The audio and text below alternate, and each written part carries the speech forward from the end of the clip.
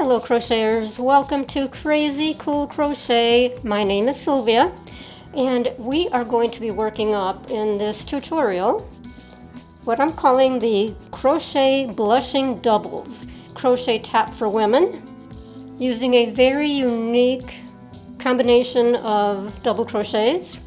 Remember that you will find the pattern at my Etsy shop, which is crazycoolcrochetus.etsy.com, and you'll find more detail in the description area below the video. You have to open it up manually. So for this project, I'm using a number 2 yarn that gives a beautiful drape, and the hook is an F as in Frank, or 3.75 millimeter, and you'll need some scissors. Please remember to watch the video all the way through. And of course, if you do like this design, this tutorial, my channel in general, please be sure to give me a thumbs up down below the video. Add a comment. All of these things are super helpful to the channel. The name of the yarn happens to be Blush, which is why I named this Blushing Doubles. But for the foundation row and row 1, I'll talk you through it, and then for the repeat rows, we will go ahead and work it line by line. The tutorial will be worked for a size small, and I will have multiple sizes available in the written pattern. Again, head over to the Etsy shop for that. So for the size small, we're going to start with a chain of 82. Then we're going to skip the first 6 chains, not counting the loop on the hook. So here are your 6 chains. 3 double crochets, chain 1, 3 more double crochets in the same chain. We're going to call that a shell. Then you will chain 2. You will skip 3 chains down here, 1, 2, 3, skip, then work a double crochet into the next chain. Chain 2, skip 3, 1, 2, 3, then work a shell again into the next chain. And then you will repeat that.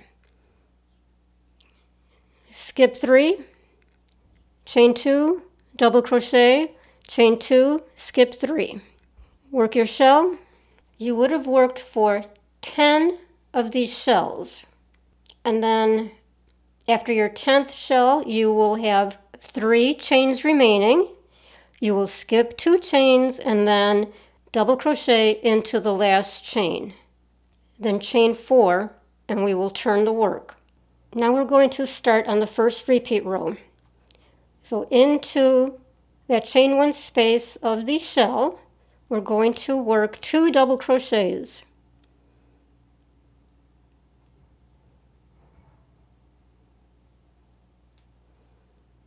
Chain 1, 2 more double crochets in the same space.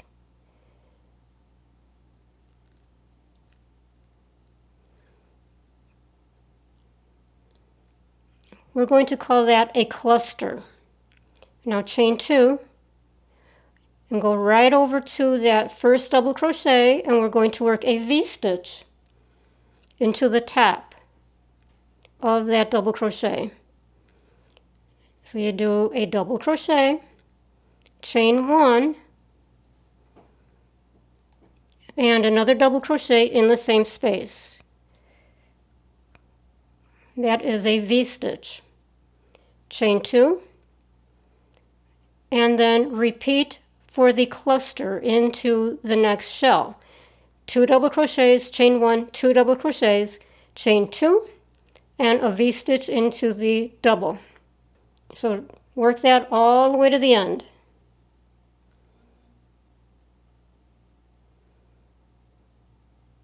So after you work your last cluster of the 4 double crochets, chain 2, and then do a double crochet into the top of that turning chain. Chain 4 and turn.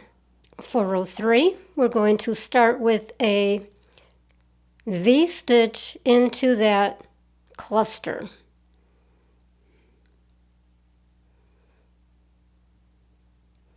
Double crochet, chain 1, double crochet in the same space, chain 2, move over to that V-stitch, and in here we will do the 4 double crochet cluster. So start with 2 double crochets,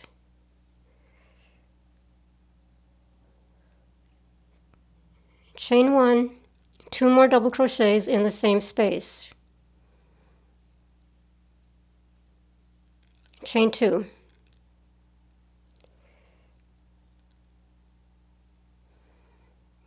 and then repeat that across the row. So do your V-stitch, chain 2, 4 double crochet cluster, chain 2, and continue. After your last V-stitch of the row, chain 4 and turn. You will always chain 4 and turn at the end of every row. Now into the V-stitch, we're going to work a double crochet, just 1. Chain 2. Now into the 4 double crochet cluster, we're going to work the 6 double crochet shell. So start with 3 double crochets,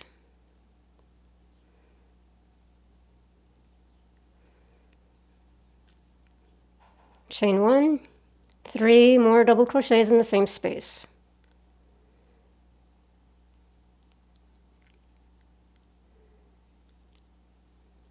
Chain 2.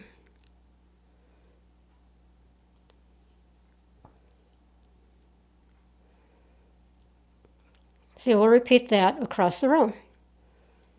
Double crochet in the V-stitch, shell in the cluster. Don't forget your chain 2s in between. So as you may have caught on, if you're chaining in the actual design stitches, I don't know what to call that, in these rows it's a chain 1. Between, it's a chain 2. Chain 2, double chain 2. For row 5, we're going to enter a V-stitch into the double crochet below, chain 2, work your 4 double crochet cluster into the 6 double crochet shell below, chain 2, V-stitch, chain 2, cluster, and work that all the way down the row.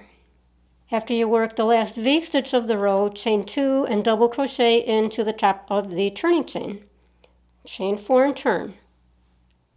For row 6, you are going to enter the 4 double crochet cluster into the V-stitch below, chain 2, and then do a V-stitch into the 4 double crochet cluster below, chain 2, and continue. So there's your 4 double crochet cluster into the V, chain 2, and then a V into the cluster below, all the way to the end. At the end of row 6, you would have worked your last cluster, chain 2, double crochet into the turning chain, chain 4, turn, and then you will continue with the repeat pattern. This was your repeat. 6 rows, 1, 2, 3, 4, 5, 6, and then you will begin that pattern again. So row 7 will be the shell with the 6 double crochets,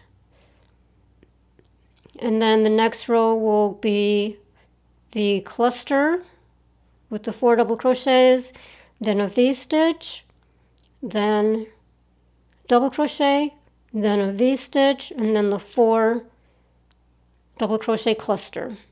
So this is what you're working towards. Okay, so the next row is going to repeat, well, not exactly, because you're not skipping 3 like you did here. So you're going to work 3 double crochet, chain 1, 3 double crochet, chain 2, then a double crochet in the V-stitch, chain 2, then your shell, chain 2, and your double crochet, just like that. And then for your subsequent rows, just follow what comes next. There you go. For the front and back panel, remember you're making 2 panels. You will work for 42 rows for each panel. You would have ended with a complete set of 6. Then you will work 2 panels exactly the same, except the count will be different, for the sleeves. So for the sleeves, you will start with a chain of 74. Then work the pattern exactly the same as you have been. And this time you work for 36 rows. Now we can seam the shoulders. So you will place your 2 panels on top of each other. Right sides are facing so that you are working on the wrong sides. Determine the width of your neck opening. I'm going with a 9-inch opening, and I'm not talking about around, I'm talking about right here, 9 inches for me. And then seam from the edge toward the neckline. I am seaming using a whip stitch. So you just attach the yarn using the yarn needle and the length of yarn. Attach them to the cornermost spaces, and then just start going around and around. As much as possible, try to go under 2 stitches of each panel. And bring it through. Go back around to the back, to the front, and just continue like that.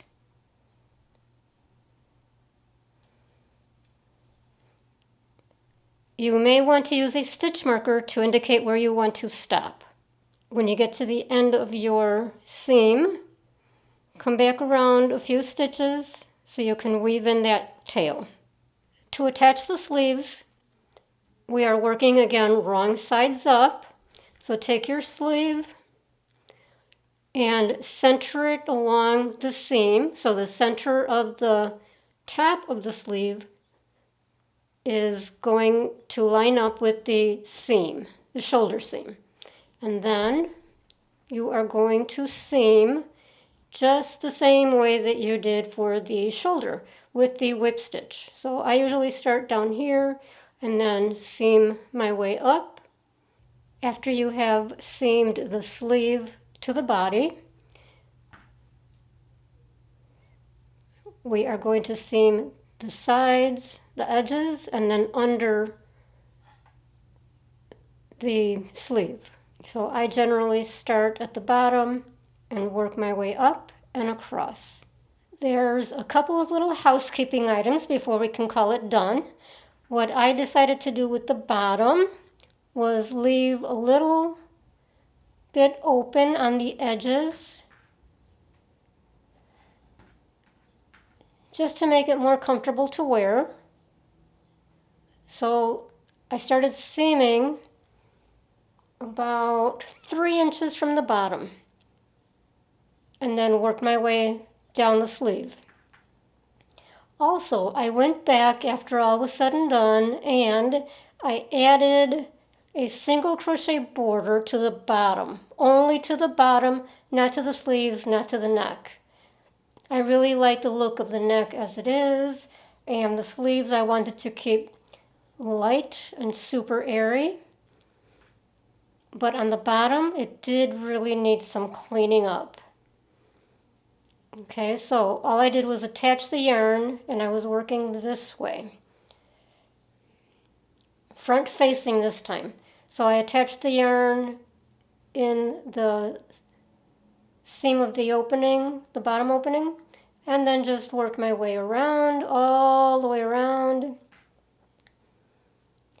And the only thing you really need to keep in mind when you get to a corner, the bottom corner, you want to work at least 3 single crochets into the corner.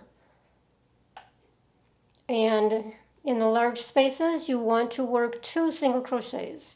So for the most part, it was 2 single crochets in each space. And that's it. Now we can call it done. I really enjoyed this project. I hope you did too. If so, thumbs up down on the bottom. That would be so helpful. And let me know your thoughts on this. Thank you so much for stopping by, and we will see you on the next project.